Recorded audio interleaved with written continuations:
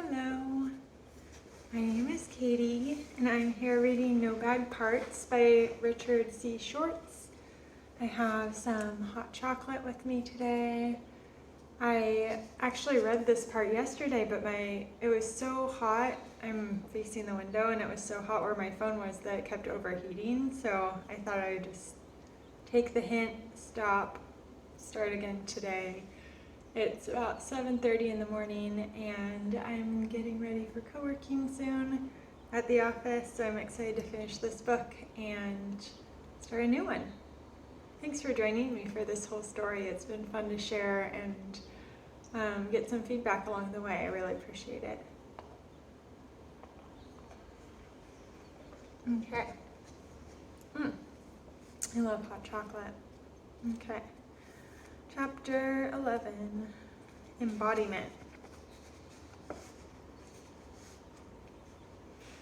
When your parts start to trust yourself, they open more space for you to be in your body. When that's the case, you feel sensations and emotions more, and consequently, you become increasingly interested in keeping your body grounded and healthy. With this enhanced sensitivity to your body's feedback comes increased knowledge about what foods or activities are beneficial and which can be damaging. This leads to corresponding changes in your behavior. In addition, your exiles no longer have to use your body to try to get your attention or punish you for ignoring them, because they can get through to you directly. I've had many clients resolve chronic medical problems by simply listening to what their bodies were telling them rather than trying to kill the messenger. Some spiritual traditions diminish the importance of the physical form and even consider the body to be an obstacle to enlightenment. That is, they teach that the needs and drives of the body keep you attached to the material world, whereas the ultimate goal is to transcend it. Others go further and demonize the body and its carnal impulses. But some view the body as a sacred temple that should be carefully attended to because it's the temple of the spirit. That's more like how we think of the body in IFS. The major goal of IFS is for you to increase your ability to be self-led in both your inner and outer worlds. The more that self exists in both of those realms, the more the beings in both will become reconnected, harmonious, and balanced. To fully operate in the inner and outer worlds, however, self needs access to your body. Self needs to be embodied. If your parts allowed you to do the path exercise in part 2 of the book, it's likely you had a glimpse of this increased embodiment that I'm talking about. And if they weren't as cooperative, usually they have some good reasons from the past for not letting you back into your body. People disembody for any number of reasons, but trauma tops the list. When you face a particular trauma, your parts mistakenly believe that they need to protect yourself, so they push yourself out of your body, which is why so many trauma survivors describe watching themselves being hurt from outside and usually above their bodies. Whereas your protectors come to fear re-embodiment because they remain frozen in the trauma scene and believe you're the age you were when the trauma happened, so they often think they're protecting a very young being. And then, the burdens you accrue from the trauma seem to be dense energy in this inner world, and they take up a lot of space inside. So not only is the self disembodied, but these other kinds of energies make it harder for you to re-embody. As a result, most of us live in a less than fully embodied way, which means we aren't bringing optimal levels of self-leadership to our inner and outer worlds. As I mentioned before, I played football through college. As a result, I experienced countless head-on collisions, some of which resulted in concussions. I was quite small for football, and I played defense, which meant I often had to run full speed into a running back who was much larger than me and equally fast. It took years of inner work to get to the point where I could feel my emotions and sensations in my body in the way I could before football, and I wasn't all that sensitive before football. My father had undiagnosed PTSD from World War II. He was a captain of a medical unit in Patton's army and was put in charge of rehydrating the soldiers of Dachau when the camp was liberated. I'm sure I'm pronouncing that wrong. He would tremble with rage when he spanked me. I parlayed the anger I felt from those experiences to the football field. When that rageful firefighter took over during a game, I could knock players down with no regard for the consequences to my body. Indeed, I would hardly feel my body. Only long after the game was over would I feel the bruises. The sense of power, the adrenaline rush, the release of rage, and the accolades from my teammates were all a potent combination. In retrospect, I can understand why our firefighters are so potent and addictive. The accolades took care of my worthlessness. The power, the adrenaline, and rage made the weak little boy in me feel strong and alive. Long after my football career was over, I retained an intense desire to run into someone and knock them down. Parenthetically, a part of me wants to be balanced when it comes to my father. I got a lot of good qualities from him too. He was a true scientist. He was courageous in his field of endocrinology research. And he had an intense commitment to help the world. All of these are also legacies that have influenced my path, and my father could also be very warm, which made things more confusing as a boy when he would fly into his rages. Another reason that protectors keep you disembodied is that being in your body gives your exiles more access to you. When protectors keep you at least slightly dissociated, numb, or in your head, you never have to feel the exile's emotions, which means they're less likely to get triggered. That's why it's often a tough sell to get permission from protectors to re-embody. They correctly fear that you'll feel a lot more, and they worry that it will be too much for you, because they often believe you are still quite young and in jeopardy. Additionally, your protectors have more power to dominate your life when yourself isn't embodied, and they'll resist your embodiment attempts if it means giving up that power to protect. Indeed, it's the protectors who often convince you to medicate.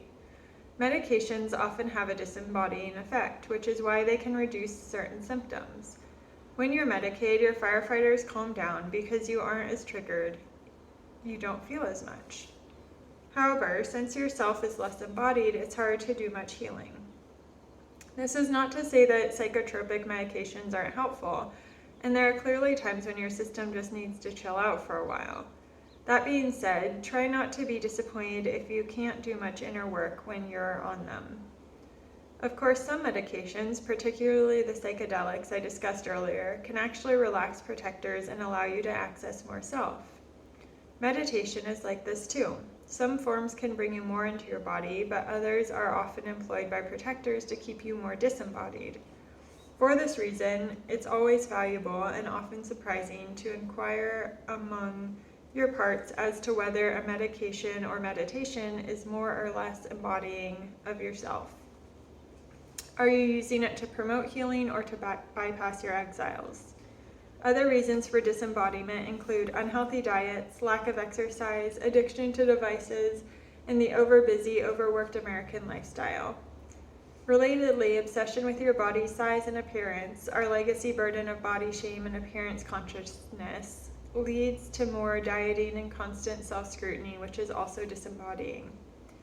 We're sold on any number of solutions that tell us to get more exercise, eat healthier, slow down, and meditate more.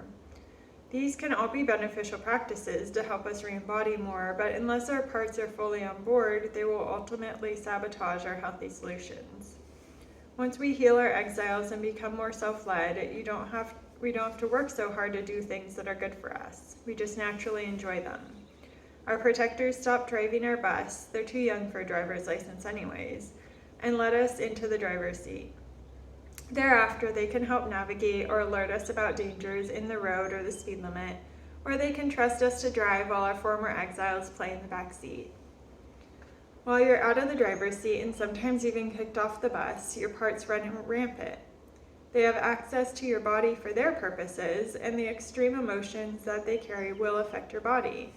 For example, your manager's fear will make your muscles chronically tense, particularly in your back, shoulders, forehead, and jaw. They're struggling to control how you look, behave, speak, and feel, just as they're struggling to keep your exiles and firefighters contained. A number of abuse survivors I've worked with have managers who hate their bodies. They blame their bodies for having needs and keeping them vulnerable, for making them an attractive target. They say, "Those needs got you hurt, so I'm going to numb you out so you don't have those needs anymore." Some try to make them sexually unattractive or unnoticeable so they become invisible to predators. Or they might encourage them to starve in order to control their appetites and minimize their needs. It makes sense in a way that managers try to control your firefighters because many of them, like my football-loving part that long to keep running into people, are adrenaline junkies. They pick activities that release hormones that make you feel high or powerful or even frightened, depending on how they're trying to distract or protect you. But some firefighters take a different approach. They're lazier. They forego the exertion and get you to consume drugs and food that have a similar impact. In the fire drill exercise, you look through a window at a person who triggers you. I had you feel into your body when a protector took over and notice the effects that had on your body. It's also important to keep in mind that parts still impact your body in their non-triggered states because they remain frozen in triggering places in your past. Many firefighters retain the ability to take over so thoroughly because you've relied on them in the past. You've established the habit of letting them take over, and they've become associated with the powerful hormones you needed during the originating event. Your sexual firefighters, for example, can always flood your system with testosterone and make you think of nothing but sex. Even when your exiles are so locked away that you have no conscious experience of them, the pain, shame, terror, and desperation they hold is still in your body, as are the stress hormones like cortisol they're aligned with, so there is still the need for the firefighter. You likely think you're just a highly sexual person, not realizing how hard that part is working to protect you. I've also found that for various reasons, parts will deliberately target different vital organs or systems of your body when they can't get through to you directly. When you won't listen to a part, it has a limited number of options to get your attention or to punish you if it's angry with you. If it could give you nightmares, flashbacks, panic attacks, or screw up your body in even worse ways. We all have genetic flaws or predispositions, and our parts often know about those. Just like in the brilliant film Inside Out, it's like our parts have a control panel in front of them, and they can push our physical buttons at will. I have a predisposition for migraine headaches and asthma. If I'm in a very dusty room, I'll get a bit of an asthma attack. And that has nothing to do with my parts. However, if for some reason a part wants to, it can push the asthma attack button and take me out. It doesn't happen much anymore, thankfully, partly because I've done a lot of work on that. In a similar way, I think many medical symptoms are at least exacerbated or initiated by our parts when they can't get through to us directly. The more we don't listen, the more severe the symptoms. I had a role in an arthritis study published in the Journal of Rheumatology. We had about 36 RA, rheumatoid arthritis, patients go through 6 months of IFS and compared them to a different group of 40 that received educational classes on RA. We had the IFS group focus on their pain, get curious about it, and ask it the kinds of questions that we normally ask parts. The participants were mainly Irish Catholic women who'd never been in therapy before and had active caretaking parts that wouldn't let them take care of themselves. As they listened to the pain in their joints, the parts that were using that pain began to answer their questions with answers like, "You never take care of yourself," or "We're going to cripple you so you can't keep doing this," and "We're going to keep doing this until you listen to us." As the IFS group began to listen to those parts and negotiated with the caretaking parts to share time, their symptoms began to improve. We found a highly significant change in the physical manifestation of the arthritis as measured by third-party physicians. Some people in the group went into complete remission. In other words, when you refuse to listen, you can turn your parts into inner terrorists, and they will destroy your body if necessary. Unfortunately, our medical system is much the same way as a repressive political system. Too often is designed to kill the messenger rather than help us get the message. Session 5, TJ. I want to excuse me. I want to offer this next transcribed session to illustrate how parts use our body when we don't listen to them. TJ is a medic in her 40s who wanted to explore whether there was something psychological about her chronic back pain following a car accident 17 years earlier.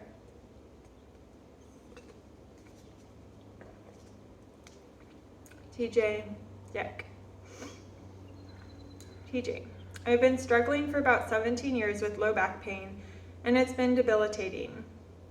I've pushed through an exercise before, but I got into a wreck when I was pregnant with my second child. As soon as I move, it flares up. Doctors say it's arthritis or something. Everything I've enjoyed doing in my life, like triathlons, is unavailable to me. It feels like my body is betraying me. I've also gained 30 pounds and have a lot of shame about that. That is a lot. Is there a place you'd like to start? I don't know how to deal with the pain. I don't know if the pain is trying to tell me something. We can check that out if you'd like. We're going to be totally open-minded. It may not be anything but a spinal problem. We'll check.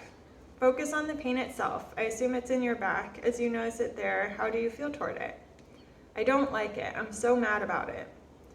I understand why parts are angry at it, but I'm going to ask them if we can get a chance to know the pain in a different way and if there's something it wants us to know. So see if the ones that are angry can give us some space for a few minutes.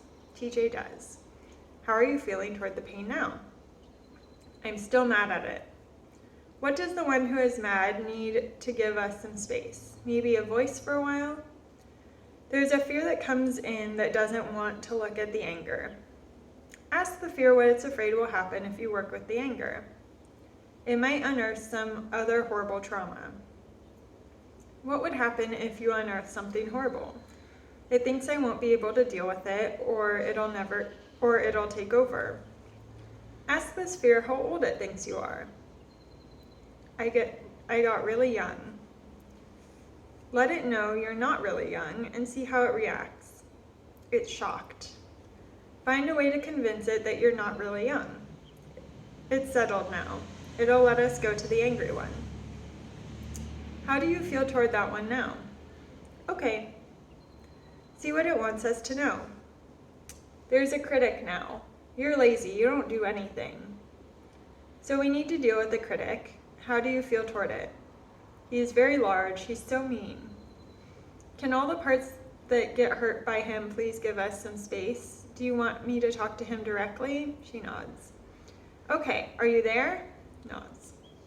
So you're pretty hard on TJ, is that right? Why do you do that to her? She's lazy and doesn't do anything and needs to get off her ass. She's fat and ugly and disgusting. What do you fear would happen to her if you didn't say this all the time?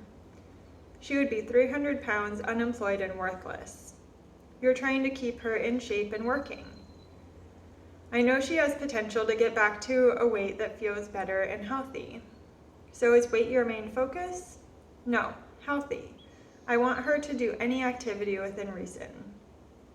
I get it. Of course, you're frustrated with her back issue.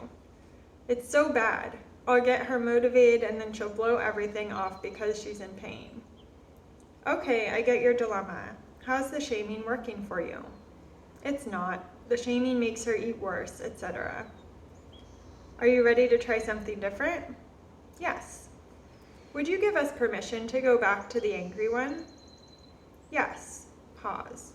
I can't find anger now because it's not allowed. The critic says anger is a worthless emotion and doesn't help.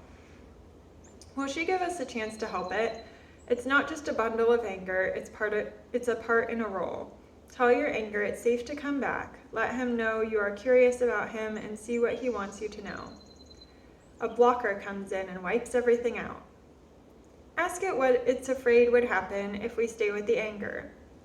It will be ugly. It'll take over. Tell it that's not going to happen. Anger is behind bars. Should I let him out? Yeah, let him out and see what he wants you to know. The blanking comes back. Ask it why it came back. It wants to describe what anger looks like. He's a big, scary monster. How close are you in terms of feet away? A couple feet. Tell your parts that no part has any power if you aren't afraid of it. Tell your scared parts to go to a safe waiting room. She does. How do you feel toward him now? Interested. Good. Let him know. Long pause. How does he react? What does he say? I'm getting the car accident and the fear of it. Is it okay to be with this? Yes. Let him know you really want to get what it was like for him. I was pregnant and my 2-year-old was behind me and I stopped at a red light.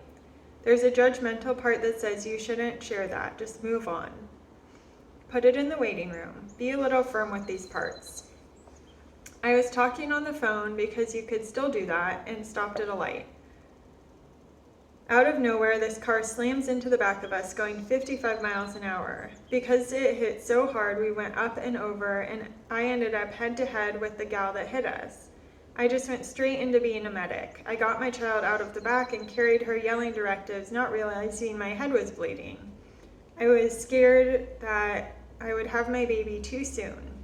They gave me drugs that made me crazy in order to stop the labor. It was scary and I felt alone and I don't think I really ever processed that. See if this angry part needs you to get anything more about it. I never got mad at the driver who hit me. I never got to be mad. It was all about the pain and the worry about my child. I was hurt in several ways. There's something about the mad part and I feel like I need to get there. Let the anger know you are ready now. It's in my stomach now. It's so mad. She starts to shake. That's okay. Just stay with it. There's a part that says it's not okay to be mad, but I'm so fucking mad at her. It wrecked me for so long, and still. Yeah, it has every right to be angry about that. Let it know that. It's really welcome. It can be as big as it wants. Can I stand up? Yeah, stand up. I'm so embarrassed. Okay. Screams at the top of her lungs. Really great. It's really great that this part can be here now. How do you feel toward it now? It's been stuck, really, really stuck. How's it doing now? It's so much lighter. Good. Just ask it if we need to get it out of there, if it's stuck back there. She nods. Okay, so I want you to go back into that scene and be with that angry part and any parts that are still there in the way that they needed. They just need to be heard. It wants me to use my voice. So what do you say to that? It's right. You may need to work with the other parts that don't want you to use your voice. Is it ready to leave that time and place? Yes. You can see if there are any other parts stuck back there that want to come along. Fear, pain, anger, and the pleasing part all want to go. Fear, pain, anger, and the pleasing parts all want to go. Take all 4 of them to a safe and comfortable place. After a long pause. Where do you have them? In a lodge in the mountains. Are they happy? They are. Good. Let them know they never have to go back there and you'll be taking care of them. See if they're ready to release the feelings from that time. They don't believe me that I'll take care of them. Do they have reason not to believe you? Yes. Tell them that's another project, that you'll keep working with the parts that that are afraid for you to have a voice. See if they're ready to unload the feelings and beliefs they got back there. Okay. What do they all want to give it up to? Light, water, fire, wind, or anything else? Snow. Tell them to take that out of their bodies and let it go into the snow. Just let it out. Okay. How are they all doing? They want to party. Tell them to invite into their bodies the qualities they'll need in the future. Courage, connection, freedom, voice. How are they doing now? Let's invite in that critic and all other protectors from along the way and see how they react. There's kind of delight. Creativity wants to come back too. Good, bring creativity back too. Before we stop, we can go back to the back pain to just see how it feels now. There is no back pain right now. Ask these guys if they had a role in the back pain. Yes, they needed me to listen. It's been a long time. Let them know that if they ever need to get your attention again, that you'll listen. Does that feel complete for now? Yes, but anger is saying don't fucking minimize it anymore. How does that feel to hear? Not very nice, but it feels right. Maybe you can apologize for minimizing things and commit to keep working with the parts that do that. How does that feel now? Lighter, amazed. Thank you. The next time I saw TJ was a year later when she came to another retreat I was leading. She said she hadn't experienced any back pain since our session. It's important to note that TJ fulfilled her commitment to her parts by continuing to work with them on her own. Had she not done that, the back pain would probably have returned. Exercise, body meditation. Here's the last exercise I want to offer, and it's related to these ideas about your body. As you've been reading, you've likely been thinking about your relationship with your body, perhaps about symptoms you've had. So again, I don't want to presume that any of your symptoms or tensions are necessarily the result of parts. Additionally, I don't want to kick up any shame by suggesting that you're doing all this to yourself. That's not the message at all. It's not you who wants to have a symptom, it's just a little part. Often that part has no clue about the overall damage they're doing to your body or to your family, and once you finally listen to that part, it will stop doing it to you. I'm going to invite you now to focus on your body, and if you do have a medical condition, feel free to focus on the manifestation of that. If you don't, then just find a place in your body that doesn't quite feel like you, any spot of tension, pressure, congestion, achiness, or fatigue. We're looking for a sensate trailhead, a point to focus on and begin this exploration. I'll give you a second to find one. When you have found one, place your attention on it and notice how you're feeling toward it. You may feel frustrated or defeated by it, or wish you could get rid of it, all of which are understandable.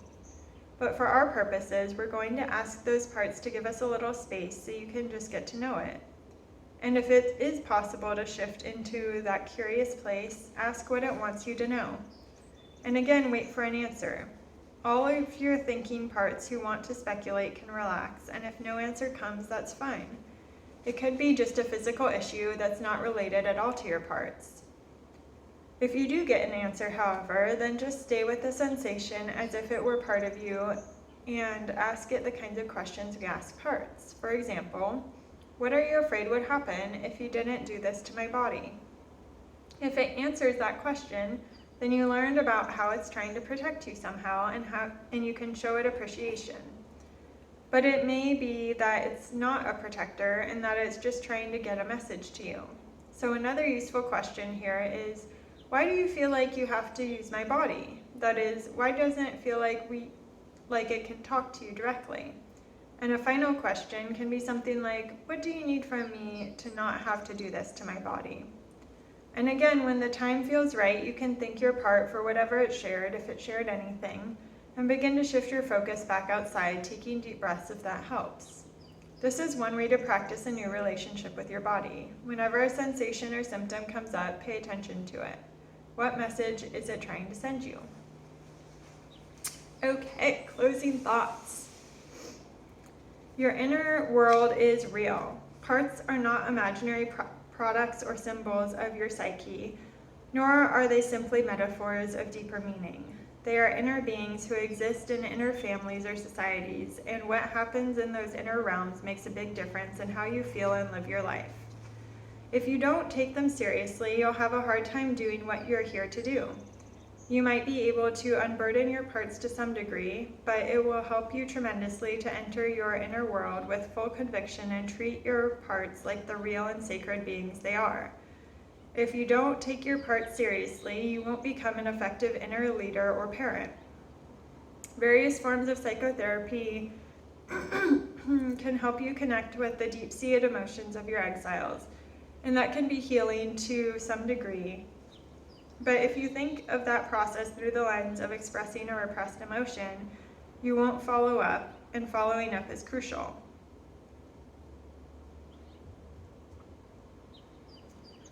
If, on the other hand, you understand that you have exiles who really need to trust you, you'll be more likely to visit them for as long as it takes. Working with them like that is often what's needed to reach permanent unburdening, and that's what it takes to learn your lessons. Lessons like everything deserves love. When you can love all of your parts, you can love all people. When your parts feel love, they allow you to lead your life from self, and you feel connected to the earth, and you want to save it from the exploitive parts of others. You'll expand the field of self on the planet, and that will contribute to healing it. You'll also feel connected to the bigger field of self. It's challenging to think of parts as real when the mono-mind view of people permeates most of the world's thinking and communication. We constantly ask each other, "What do you want?" as if we're only one of you. We ask the same of ourselves. Then we say, "I want to go out tonight," although sometimes we might say something like, "A part of me wants to go out and another part wants to stay home." That's not the norm, and even when people talk this way, most don't mean a literal subpersonality. Unfortunately, having many personalities is still highly stigmatized and pathologized. Earlier in the book, I wrote about the self being contagious. When you're embodied and you're with another person, not only do they begin to sense the presence of yourself, but their self also comes to the forefront and starts to resonate. Your protectors and theirs will sense the comforting level of self in the room and will relax, releasing even more embodied self-energy. I see this all the time when I work with couples, families, corporations, or other organizations. Simply holding people in an embodied state while they negotiate the conflict makes a huge difference. I'll often ask for each person to allow me to be the parts detector, and I'll pause the action when their parts get into it, and then I have everyone, myself included, go inside, listen to their parts, and then come back and speak from an open-hearted place of self on their behalf. I also believe that countries have parts and a self, and that we can use a similar process with leaders of those countries, and IFS is currently being used by consultants to do just that. Of course, protector parts are contagious too. Most significant polarizations are driven by protectors and their burdens, their extreme beliefs and emotions, and they escalate with protectors and other people. We see this playing out far too often at the international level. One of my favorite sayings applies here. When the water buffalo battle in the marsh, it's the frogs who suffer. When my protector comes at you, it'll hurt your exile, the frog. And when your protector comes back at me, it hurts my exile, and so on. Neither of our protectors allows us to let on that we're being hurt. Neither of us speaks for those frogs. Instead, we just let our water buffaloes keep trampling each other. The solution to such escalations is for the self in both parties to call off the water buffalo, to comfort and love our own frogs, and then to have the courage to let each other know about that damage. Once each partner shares their exile's experience, the atmosphere shifts palpably, and that makes compassionate repairs and win-win solutions possible. There are parts of us that will try to convince us not to do that. They'll tell us that it's weak and that it's too exposing to show others our true needs. The truth is that genuine strength can only come when we communicate from self. When we do so, others will sense the power in our vulnerability. I believe that by caring for our parts in this nurturing way, embodying self and communicating in a self-led way, not only are we creating more harmony inside and between us and others, but we're also bringing more self-energy to the planet. And once there is a critical mass of self-energy in any system, healing happens spontaneously and quickly. That's what we need. We seem to be living in a crucial time in the history of our species, and the need for a critical mass of self has never been greater. I used to believe that self doesn't have any agendas, but I don't anymore.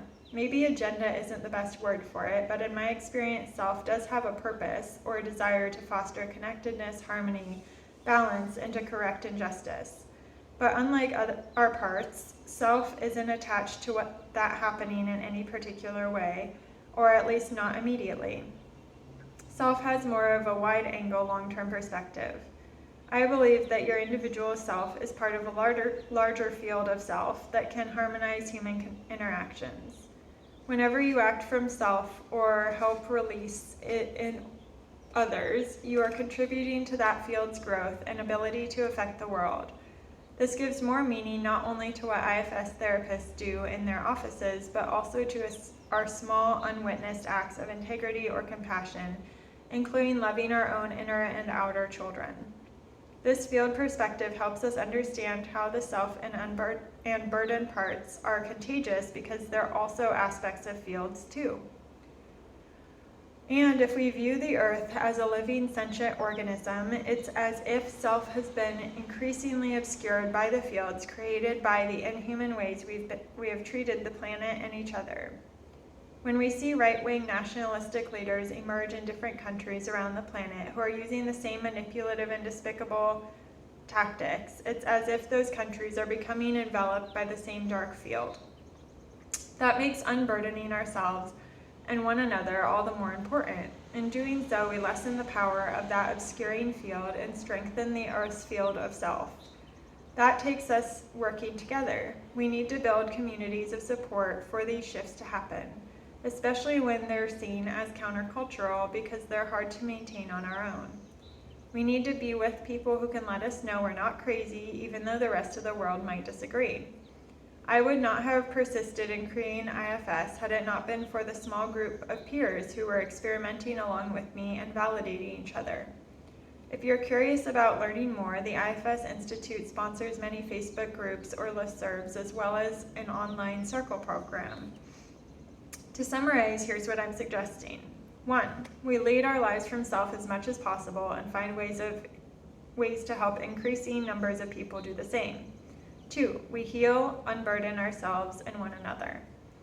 In the same way, I'm convinced that there are ways to help large groups uncover and unburden cultural legacy burdens like racism, individualism, consumerism, materialism, and sexism. That being said, in this larger work, I think it's a mistake to diminish the importance of unloading our individual burdens. Until our parts feel securely attached to us, to the earth, and to self, we will have protectors that crave power, adoration, material things, and status. All the things that keep us separate from one another and keep us aware of the consequences of abusing the earth. None of these changes are possible if we subscribe to the current paradigm of the mind and human nature. It's not enough to simply address specific problems, green energy initiatives, for example, because as long as we continue to view human beings as selfish, separate, and disconnected, we will continue relating to our parts in ways that make them increasingly extreme, and the host of problems we now face will find other ways to manifest. On the other hand, challenges like the coronavirus pandemic and developing ecological crises may break through our denial and sense of cultural superiority enough to make room for a new paradigm. When we're in self, we remember our connectedness to our parts, to other people, and to the earth. We view each other as sacred beings and relate with love and respect. We also remember our connectedness to the self and can receive wise guidance from that level of consciousness. In being self-led, we find our vision naturally and act on it, and in doing so, material things don't seem as important as they once did. We relax and slow down, and we increase the field of self on the planet and work to reduce the fields of burdens that engulf it. It's been wonderful to share this fantastic journey with you. Writing this book has encouraged me to further explore, clarify, and consolidate my beliefs about the spiritual side of IFS, and for that I'm thankful. In the process, I found and worked with several parts of myself. The one who uses my father's voice to hector me about how unscientific all this is. The one who worries that I'm being too grandiose with all of these major pronouncements about the world and how it could be, and the one who still doubts the reality of the inner world despite decades of evidence. As I unburden each of these parts, I can feel pure gratitude for this opportunity and for you having enough interest in these ideas to pick up this book and read this far. May you find it helpful in some way, and may this self be with you. Aww.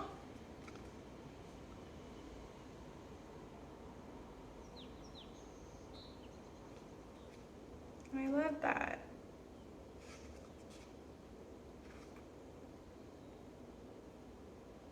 I'll read his little author bio too.